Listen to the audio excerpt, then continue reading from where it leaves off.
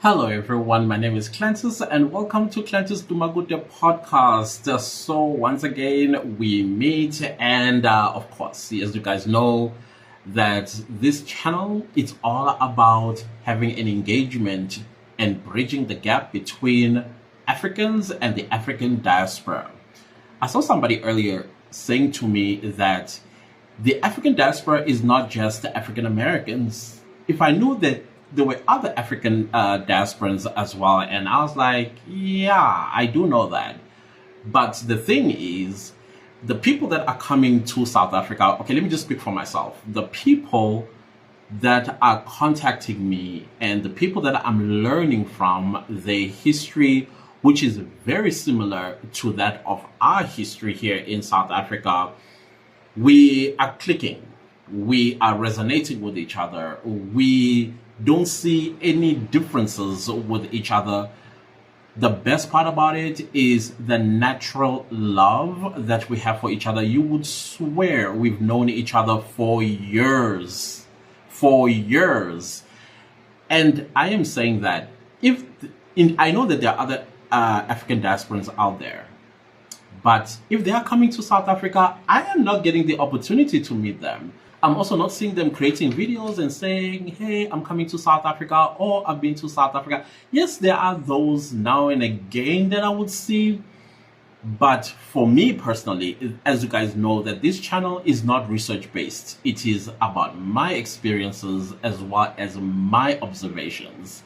As a result of that, I'm experiencing African Americans when they come to South Africa. If you see my email inbox, it is littered with people, African Americans that are coming to South Africa. And I'm loving it. As you guys already know, I'm loving it.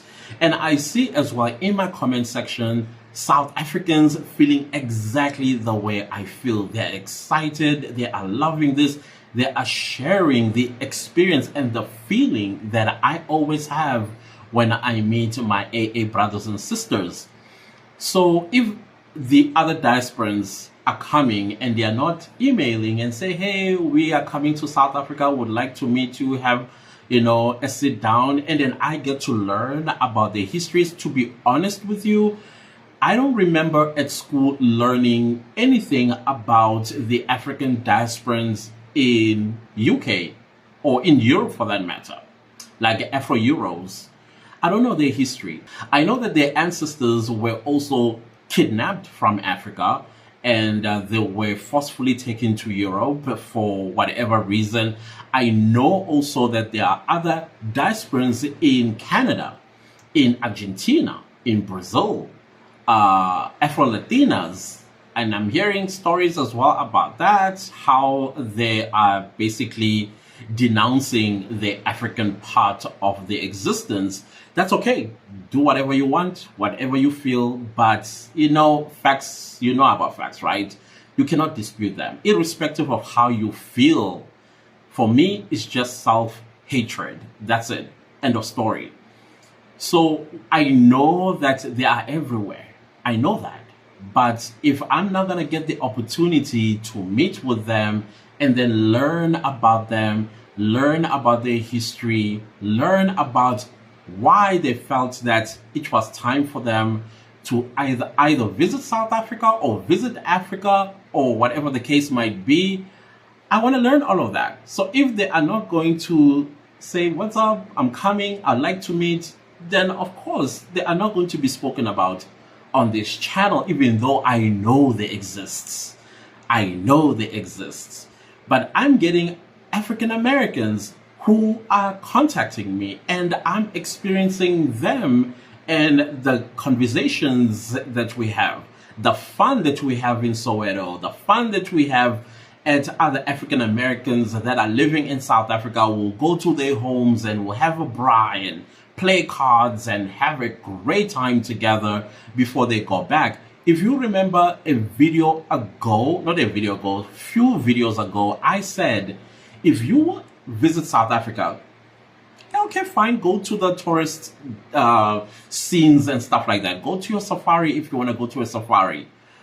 But never leave South Africa without being in the heartbeat of the country. and that is in our townships, in our villages, and of course in our cities where South Africans exist.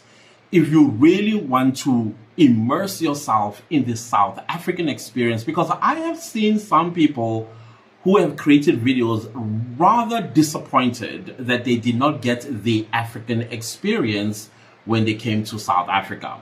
Okay, fair enough. South Africa is not very much African oriented. It's a developing country. It's a country clearly has created a soft spot to land for any race that comes from either Europe or coming from Asia or coming from down under or coming from the US or Canada or South America. Everybody that comes here always feels some sort of familiarity with the infrastructure, with the people, because we speak English. As you can hear, I'm speaking English. They don't come across any sort of barriers, even though the media will say, oh, don't go to South Africa, it's the murder capital of the world. And then you look into the cities of the United States that are ranking top 10, and not even one city in South Africa is in the top 10 of the murder capitals in the world. But we are not there. The point that I'm trying to make here is that I know that there are other diasporans out there, but if I'm not going to meet them, I'm not going to talk about them, because I don't want to assume. And also, I don't want to go down in history books, because I know if I go down history books, my heart will break. So I'm trying to protect my heart about these things, because I know how horrible their forefathers experienced life when they were kidnapped from Africa. So I want to experience you now in real time. Get to learn about your history, get to learn about your upbringing, get to learn and see if there is any commonality between us and them. Because I'm seeing a lot of commonality between African Americans and Black South Africans, and that's a fact. Our history is so similar. I've said this a gazillion times on this channel. Now, please don't kill me. My next topic. Please be patient with me and understand what I'm trying to say. Please also do not misconstrue me or quote me out of context. Now, Africa has 54 countries, right? South Africa happens to be part of that 54 countries. There is nothing special about South Africans. We are Africans, we are part of the continent, and we have a lot of our brothers and sisters on the continent that are living here in South Africa. We are experiencing them in all shapes, forms, and psychologies. They are here, and we are learning them. Yes, there are some that have done things that we are not happy with, but we have a lot that have done great and doing great things for themselves and contributing positively to the economy of South Africa. Ghanaians, yeah, that's the truth. Ghanaians, I know them, and many South Africans know them to be one of the most respectful, most grateful, and very much law-abiding people in South Africa. Yes, there will be those bad apples here and there. I'm not saying they are not there, but the majority of them, they knew what they came to South Africa for, and that's exactly what they are doing. I'm not quite sure with the others what their roles are, but I know we have a lot of our brothers and sisters from the continent that are here. South Africa is actually the real United Nations, because we even have Europeans. I mean, I've been reading stories about how we have 2 million white Europeans that are illegally living in South Africa. And they are being protected by white South Africans not to be caught out. It's just that some of them have become so comfortable. I saw a video not so long ago. I think the person, this man, is a white person. I think he's either from Britain or Australia, who was perpetuating a racial activity against a native South African. Then the native South African who got offended by his actions and asked him, where are you from? Because your accent is not South African. Are you even legal here? Did you not see this white man run into his vehicle? Why did he run into his vehicle if he was legally in South Africa?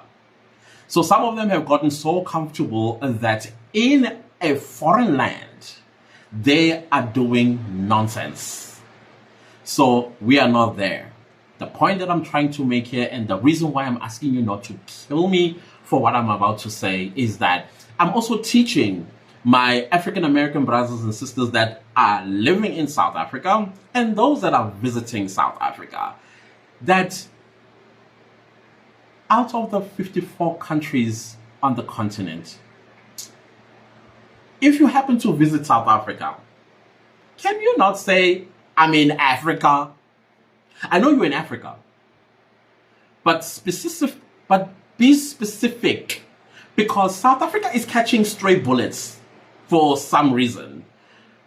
I've seen some videos, the recent videos, I can't remember her handle. This lady was living in Tanzania for some reason, and she created a video about, okay, let me see what the headline was. The headline was, Black Americans forced to leave Africa.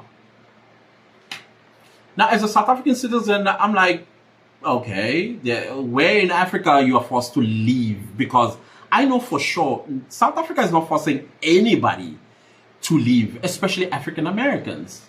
So for me, it becomes like, oh my goodness, we are taking stray bullets once again, because this sister, even though she was very specific, I'm not gonna lie, she mentioned the country Tanzania, and there was another sister as well who mentioned the country Tanzania, and there's another brother who mentioned the country Tanzania, but inside their sentences they will also use the word Africa, like tying the rest of the continent with their experiences in Tanzania. So that does not necessarily sit well, and I'm sure South Africans can attest to this, because we love you coming to Africa. That's a given. But there are 54 countries on the continent. If you are going to have an experience in Tanzania, please, can it be your experience with Tanzania, not with Africa? Now, I don't like speaking for other African countries because I don't know them. I know we are all part of this great continent, but we don't know each other. It takes hours of flights. I mean, it takes hours of flying to West Africa, hours of flying to East Africa, hours of flying even just in the SADC region, the Southern Africa. You have to hop on a plane to go there. So we don't know each other. So when you are experiencing something in South Africa, you're experiencing something in South Africa that should be attested to South Africans, not to the rest of the continent. So now when you say, oh, I'm in Africa, and yet you are in Ghana. Okay, where in Africa are you? You know, so that we know if you are going through something in Ghana, we are able to say, no. Ghana does not represent the rest of us.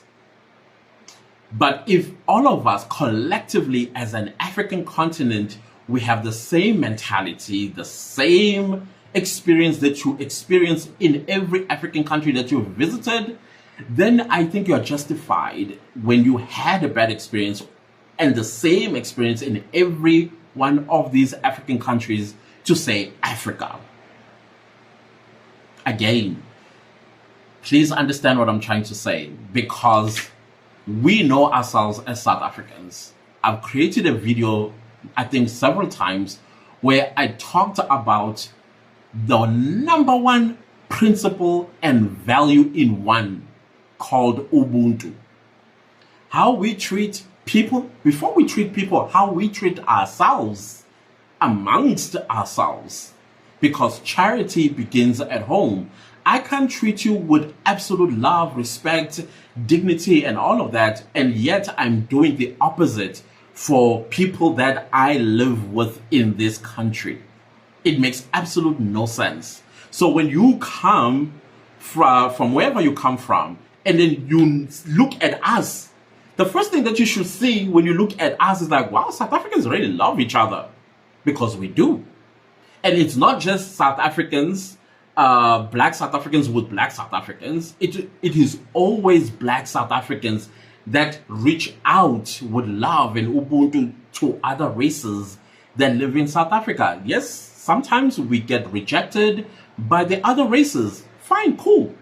But what matters is that I demonstrated Ubuntu to you and you rejected it.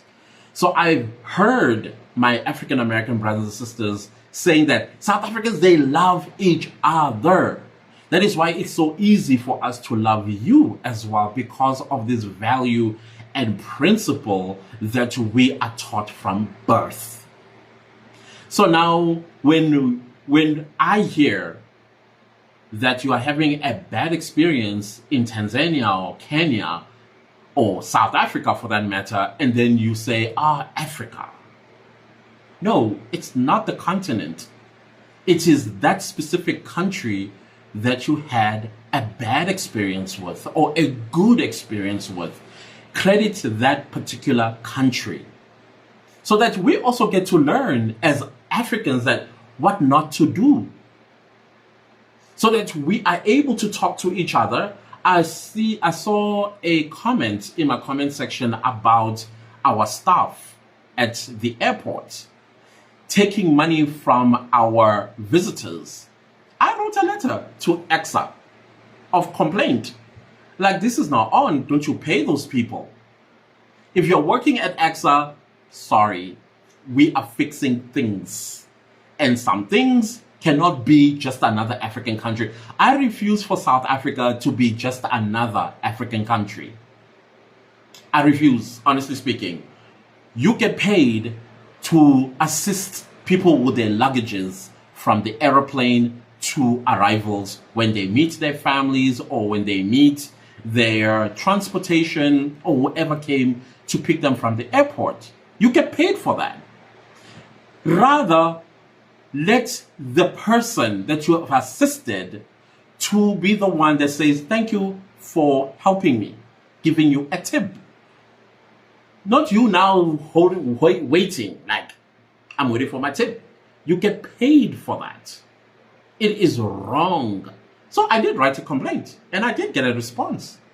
And I got the COO responding to me and said, if I may read. It was one sentence. Like, I don't know why he gave me a sentence, but I think the point is he was trying to let me know that it is not allowed. Right? Just said, Mr. Tumagute, thank you for your email. And it's acknowledged with thanks. It is against the EXA policy for any staff of the airport to take tips from travelers. So basically, in a nutshell, that's what he said. Now, we want to fix things. And if you are going to have a bad experience at the airport, you can report it. Go to the management of the airport and ask, don't you pay these people money? But again, generosity is also the greatest and powerful action you can ever perform to another human being. By just going into your pocket from the kindness of your heart and say thank you. Not the other way around where they now wait for you to tip them. They get paid for that job that they are doing. So that is what I'm trying to say, that we want to learn. When you say it's Tanzanian immigration, it is anti-African American, then we need to look at our own immigration law and find out how flexible it is for African Americans to enter the Republic of South Africa right at the airport with immigration. And when they enter into the country, how are they treated? How the immigration treat them? How the police treat them? I want to know all those things so that we are able to fix these things and not have a situation where a African American brother or sister or any African diasporan that visits South Africa has a horrible experience with our authorities. We need to fix things. But now, how are we going to fix things when we are hearing a general word, Africa? Where did you have that bad experience? Because in South Africa, we would like to fix it if you experienced it here in South Africa. I hope I am being understood and not misconstrued for any reason, because I know I'm not saying this the way it should have, the way it sounds in my head. If it sounds offensive, I apologize. But I'm just trying to ask that when you visit, again, I'm going to speak for South Africa. If you visit South Africa, can it be I'm in South Africa? I'm visiting South Africa. I had this experience in South Africa, good or bad, so that we are able to fix if something wrong happened. If it's something good, that we double down on it. I don't know if I'm being understood there.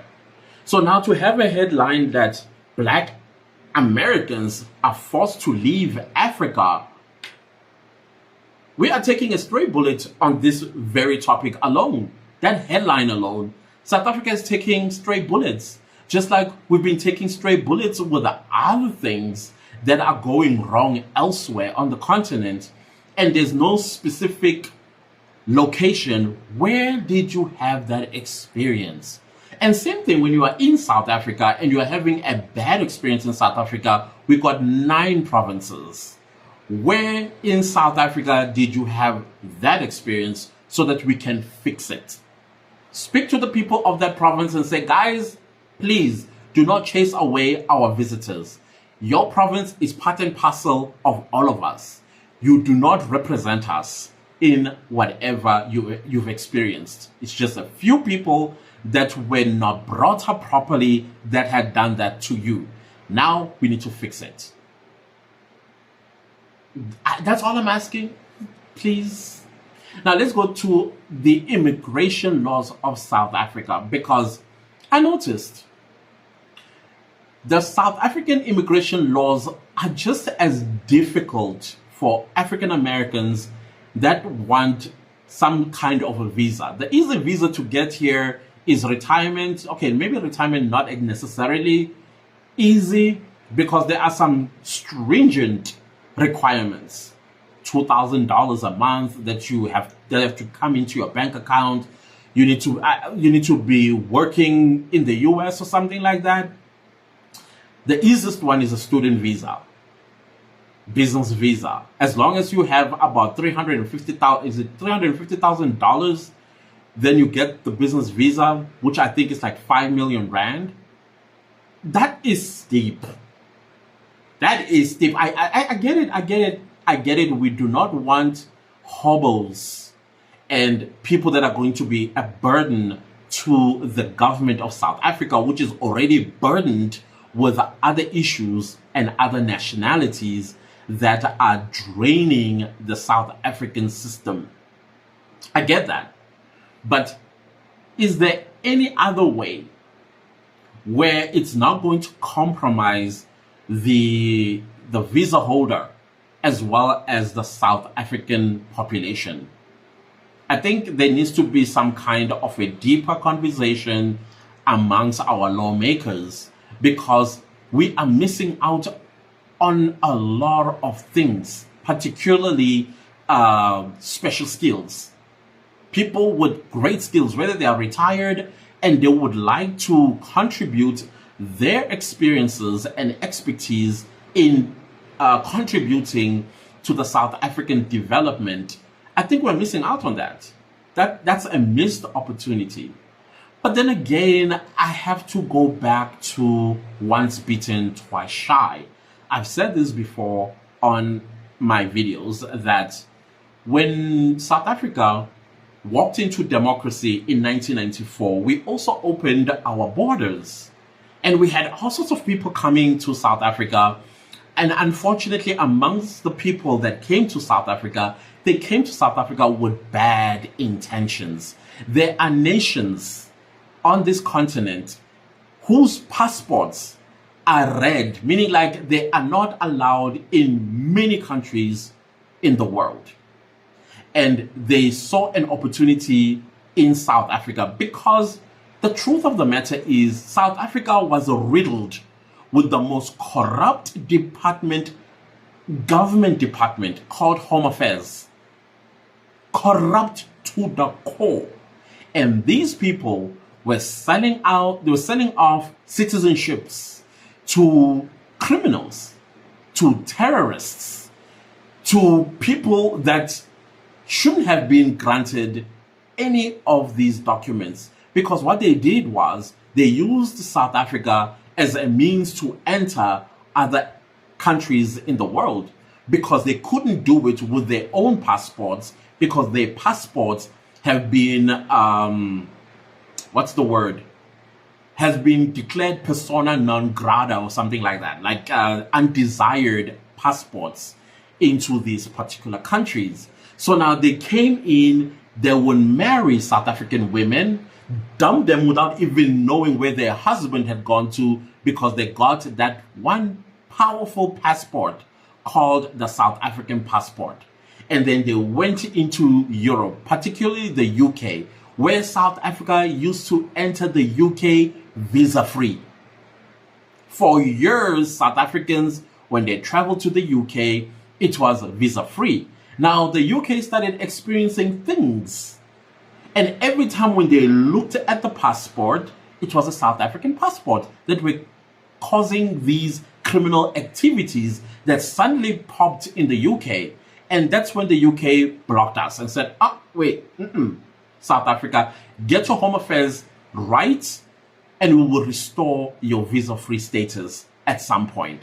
For years, South Africa cannot get visa-free to the UK. I think at some point they did relax, but they revoked it again.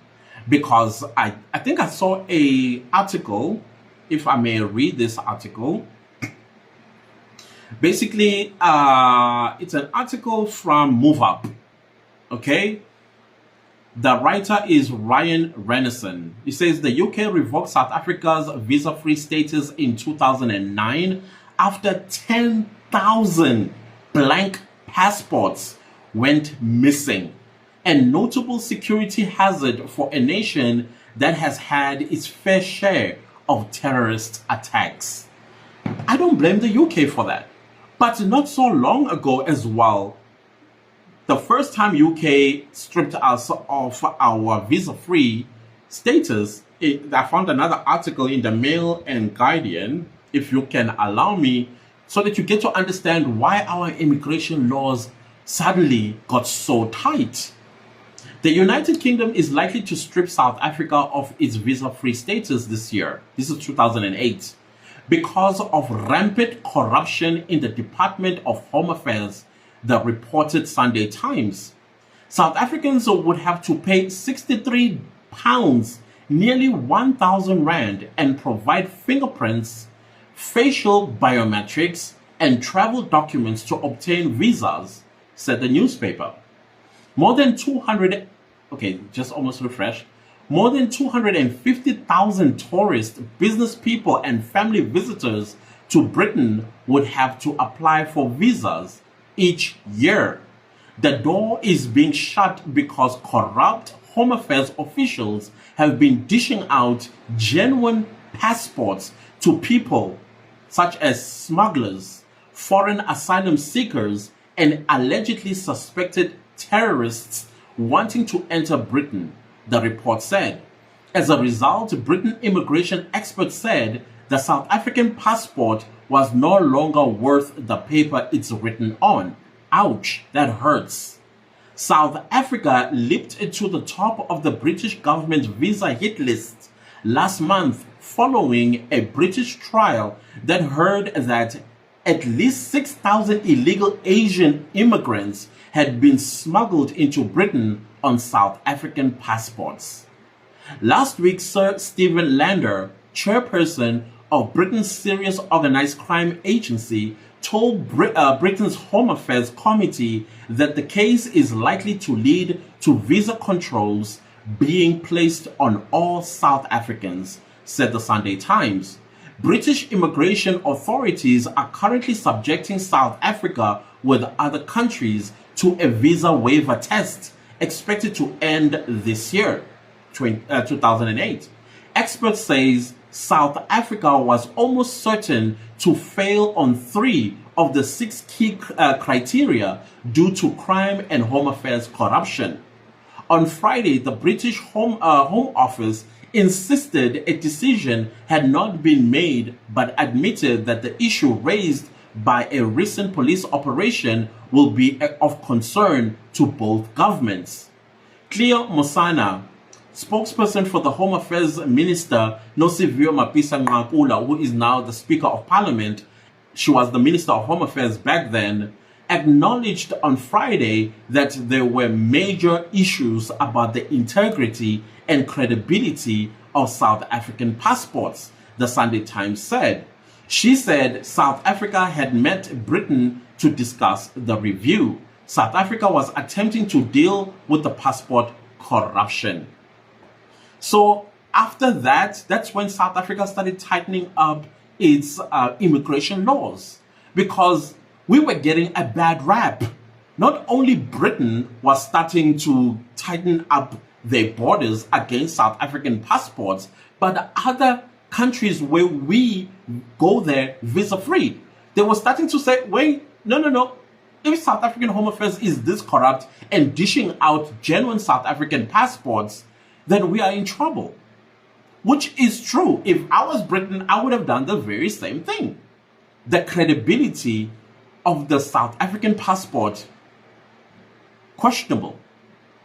Why? Because we have people who were placed in jobs because they are a family member of somebody or doing other things to get the job, and they were corrupt and selling off the country to people that didn't give a rat's tail about South Africa. But they only wanted the powerful passport to go out and go commit crimes in other countries on our name. Once again, South Africans taking straight bullets, and yet we are sitting at home minding our own business. It's not their fault. It is the fault of our Home Affairs officials. That is why I am saying, when you go through something, say where you at on the continent, so that that particular country can fix itself. Just like here, we are fixing ourselves. Home Affairs, ever since the current Minister of Home Affairs took over, he's been cleaning out Home Affairs.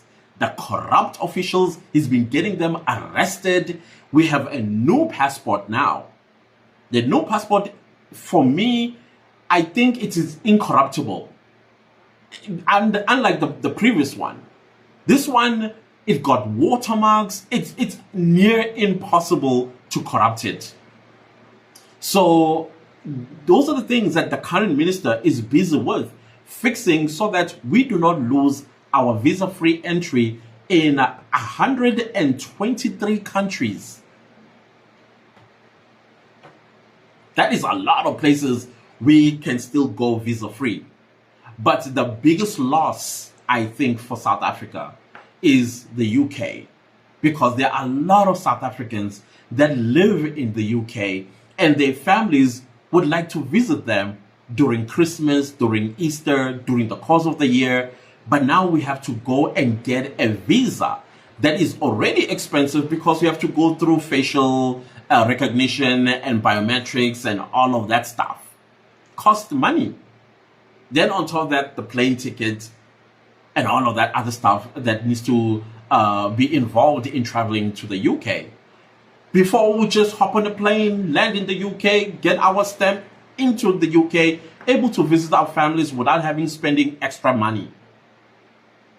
So the point that I'm trying to make is, I understand why our immigration laws have become a little bit tighter and difficult to enter the Republic of South Africa, because we've had people that come from our beautiful continent, and they are the ones that compromised. Not all of them, yes, like I said, there were bad apples that came to South Africa with bad intentions to get the passport and then go to countries where we entered visa-free, where our passport was respected. No questions asked when you enter these countries, including the United States. I'm hearing some South Africans will say they'll be pulled aside and questioned, something that never used to happen when we traveled to the US. But now and again, you will hear South Africans like, oh my goodness, I was pulled at JFK and I was interrogated, basically. They wanted to check my stomach. They wanted to do 1, 2, 3, stuff that never used to happen before. Why? Because of the corrupt Home Affairs officials that we had. Selling our country. For what? How is it working for us? I want to ask them if they ever watch this video. How did this work for us? How did this work for you as a South African? Honestly speaking.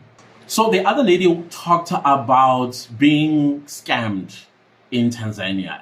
But then she would now and again hop and say Africa should be scammed.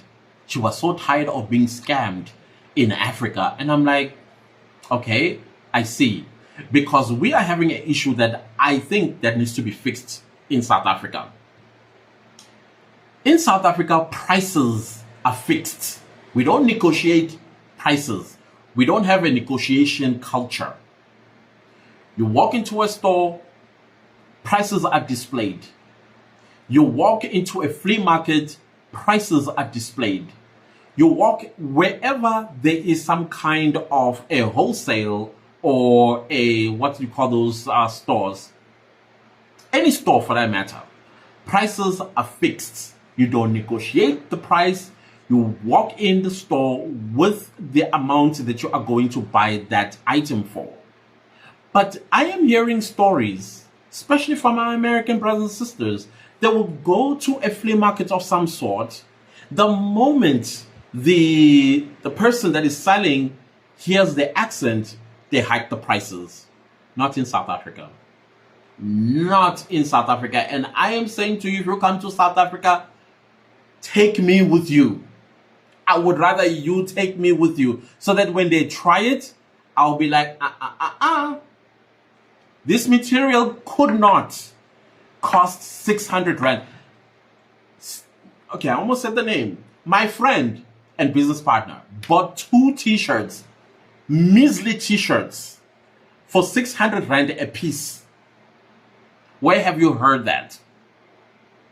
And I said, you are going to take back those t-shirts. There's no way you are going to spend 1,200 rand on a t-shirt that should have costed you at least 150 rand.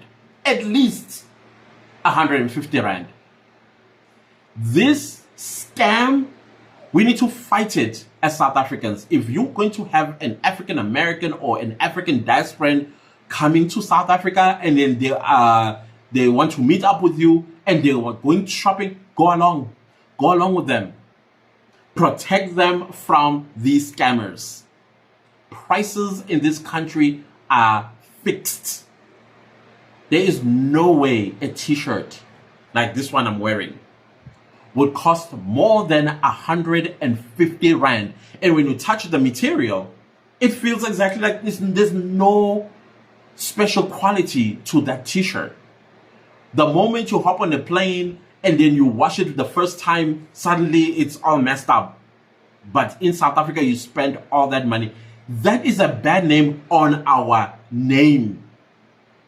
It's a bad rap on our name as a country. That South Africa, look what they sold me. This is what they sold me. We need to fix this. There is no way that we can allow this to happen to our visitors, our brothers and sisters of the diaspora. We cannot. We cannot. We cannot. We should not allow it. Rosebank, that flea market on Sunday, yes, I'm calling them out. They are the guilty party. Cape Town, those street vendors, they do the same thing. The moment they hear the accent, the price is no longer what it's supposed to be. It is hiked up. They are giving us a bad name. That's scamming people. That's a crime. I don't understand why the municipalities in those cities are not doing anything about it. It's not like they don't know about it. Can our leaders take leadership for once? There's no way. No way. So let's protect our visitors. Let's rather be the shield. The moment they will, oh, wait, bro, wait. Wear something that they sell in there and make them feel the quality and say, do you think this quality is 600 Rand? There's no way. I bought this t-shirt at Jet for 185 Rand. This very one that I'm wearing, 185 Rand. So how is it possible that this same material will cost how many times? 3 times what it's supposed to cost. No ways. No, I'm sorry. We need to fix it. That is why I feel it's important that when you go or you come to the continent and you go to a specific country, be specific. Where are you? So that we know and learn from that country what not to do. That's all I ask. That's all that I ask. So I know that this video has been all over the place because I've been thinking about how I'm going to say this. How it sounded in my head, I'm not sure if it portrayed exactly how it sounded in my head. If it didn't, and you feel some kind of offense, I apologize. But my aim or my intention is that give us an opportunity to fix where we go wrong as South Africa when you come here. Allow us South Africans to do that. South Africans that don't want to participate, that is their own issue and their home bringing or upbringing or whatever the case is. It's got nothing to, they don't represent us. We come from families that taught us how to treat our visitors. They are family. That is Ubuntu. They are family. Just because you cross the ocean for 14 hours to get here, it makes no difference. As long as you are one of us, part of us, and we are one of you and part of you, we're family. That's all that matters. If we mess up, we will take accountability, we will take responsibility, and then do the best that we can to change so that next time none of you will experience what the other one experienced. Again, I know that there are other diasporans, but if those brothers and sisters are not contacting, I'm not saying you're obligated to contact me. There are millions of other South Africans that you can connect with. Millions. Honest South Africans that are happy to see you and they want to welcome you home. Happy. You can contact them too. Those that have YouTube channels, those that have Instagram, Facebook, you name it. The world is becoming smaller and smaller and smaller every single day with each social media platform that is created. YouTube has been the best platform that has shrunk the world this small, that we are now able to find each other. But in finding each other, guess what? We are also different psychologically, and we need to learn each other first before we can even begin to forge anything that is called unity. We need to learn each other. We need to know who is who and how you can deal with this particular nation on the continent and how to deal with this particular nation on the continent. I don't think it helps at all, and I've said this before, I don't think it helps at all to pack up and leave. Africa is difficult. Africa, I'm talking about the continent now, including South Africa. It is not easy to live on this continent.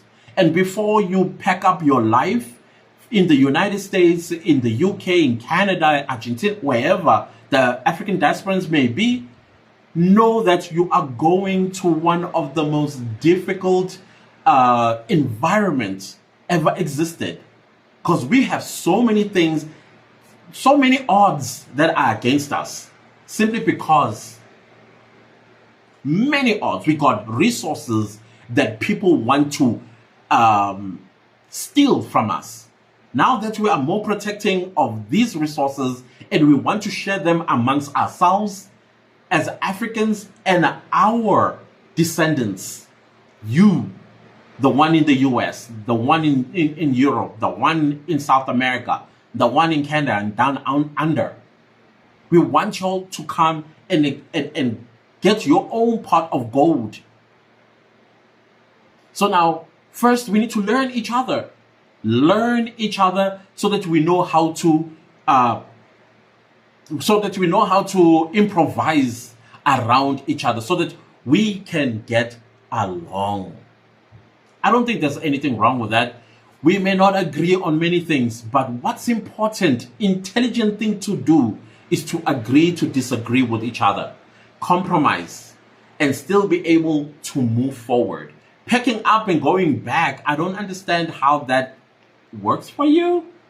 Because if it doesn't work for you in Tanzania, you have 53 other countries to try out. It's not all of us are like any of the country you are having a bad experience. We are not. If you see that, okay, Tanzania is not welcoming me, let me check Kenya. If Kenya is also doing the same thing, okay, 3 times a charm. Come to South Africa. Give us a chance before you create a video and then tie us all into that experience you had in Tanzania and say, Africa. I hope I'm clear on that one. I'm not angry. We're fixing things, remember? We are fixing things. So in fixing things, we also need to fix the language. Where exactly in Africa you experience this? And if you are going to take off from the US, coming onto the continent, obviously you're going to a specific country on the continent. You are not coming to the continent. You're coming to a country in the continent. It'll be great for you to say, I'm going here on the African continent. So that we know when you have something or something happens in South Africa, we're able to, as South Africans, put our heads together and say, hey, one of our brothers and sisters that is coming from the US or the UK or wherever is having this 1, 2, 3 problem or issue. Let's put our heads together and see how we can assist them to get them here for the 3 months, get them their feet on the ground, and then if they want to go back, they go back. Allow us to do that rather than you paint us all with the same brush because of one particular country. South Africa does not represent the rest of the continent. We are who we are. Zimbabwe doesn't represent the rest of Africa. They are who they are. Same goes to Tanzania, Kenya, Ghana, Nigeria, etc. and so on. We are individuals. We are not one. Yes, we are one as these people and the African continent. But when it comes to psychology, we're very much different. How we are brought up individually is different. So, I don't know. I hope this language gets fixed and it's not offensive in what I'm trying to say. I'm happy that I have spoken to my African American brothers and sisters that are living here and they agree. They agree that, yep, it's true. We are in South Africa. We are experiencing South Africa.